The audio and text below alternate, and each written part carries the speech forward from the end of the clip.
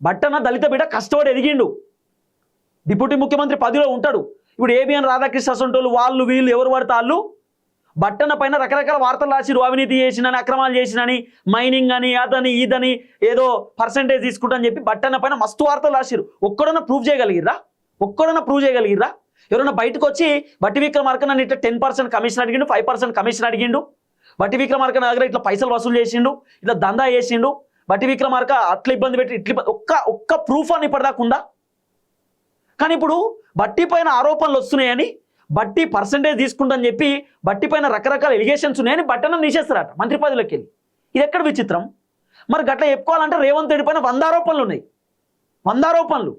రేవంత్ రెడ్డి 3.5 లక్షల కోట్ల రూపాయలు అప్పు చేసి ఆ పైసలు ఎడబెట్టిండో తెలియదని, రేవంత్ రెడ్డి ఇష్టానుసారంగా వ్యవహరిస్తుండని, రేవంత్ రెడ్డి దుబారా ఖర్చు పెడుతుండని, రేవంత్ రెడ్డి ప్రభుత్వానికి సంబంధించిన హెలికాప్టర్ రాహుల్ గాంధీకి తిరగమని చెప్పి ఇచ్చిండని, రేవంత్ రెడ్డి తెలంగాణ పైసలు కేరళ ఎన్నికలలో కోట్ల రూపాయలు ఇచ్చిండని, రేవంత్ రెడ్డి ఢిల్లీ అధిష్టానానికి 100 కోట్ల రూపాయలు తెలంగాణ ప్రజలు సొమ్మిస్తుండని, రేవంత్ రెడ్డి ఒకానొక టైంలో ఎట్లుండే రేవంత్ రెడ్డి ఇప్పుడు ముఖ్యమంత్రి అయిన తర్వాత కాస్ట్లీ బట్టలు వేసుకుంటుండు, కాస్ట్లీ తిరుగుతుండని చెప్పి మొత్తం తెలంగాణ ప్రజల సొమ్ముతోటి రేవంత్ రెడ్డి మంచిగా ఎంజాయ్ చేస్తుండనేటటువంటి రకరకాల ఆరోపణలు వస్తున్నాయి.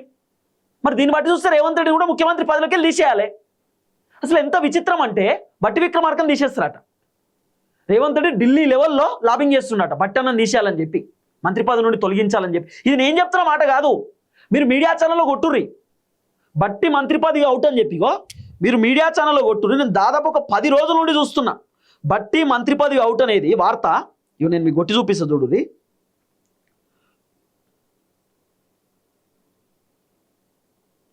ఇగో అసలు ఎంత విచిత్రం అంటే బట్టి విక్రమార్కను ఎందుకు తీసేస్తారు? కారణం ఏంది?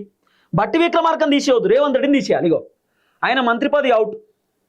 ఇగో బట్టికి రేవంత్ చెక్కు. ఇగో మంత్రి పదవి తొలగించేందుకు స్కెచ్ అట, స్పీకర్ కాబట్టి మంత్రిగా గడ్డం ప్రసాద్ అట. ఏంది? ఎందుకు? బట్టి విక్రమార్క చేసేటటువంటి తప్పేంది?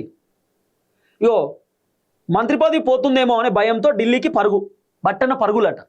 అసలు ఎంత విచిత్రం ఏంది నాకైతే ఏం అర్థమైతలేదు. కానీ బట్టి విక్రమార్కను తీసేసేందుకు బట్టి పదవి స్వాహ, తర్వాత ఇగో మంత్రి పదవి నుండి బట్టి అవుట్, గివ్వే వార్తలు మొత్తం.